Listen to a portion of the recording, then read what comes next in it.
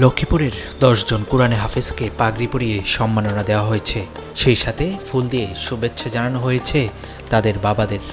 বৃহস্পতিবার দুপুরে পৌরসভা দক্ষিণ মজুপুর এলাকায় তালিমুল উম্মাহ ইসলামী একাডেমি মিলনায়তনে এই আয়োজন করা হয়। কোরআনে হাফেজ হওয়ার পর এমন স্বীকৃতি পেয়ে হাফেজদের চোখে মুখে ছিল আনন্দের ঝিলিক।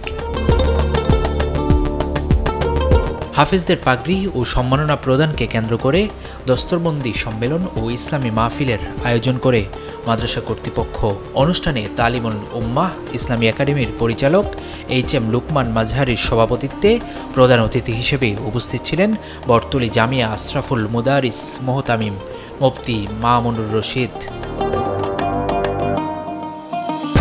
মাদ্রাসার শিক্ষক শাহাদাত হোসেনের সঞ্চালনায় সভায় প্রধান অতিথি হিসেবে বক্তব্য রাখেন রামগতি রাওয়াতুল উলুম ইসলামিয়া মাদ্রাসার পরিচালক মাওলানা কামাল উদ্দিন তাহেরি।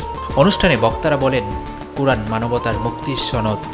পথহারা মানুষকে আলোর পথ দেখাতে আল্লাহ তাআলা কুরআন নাজিল করেছেন।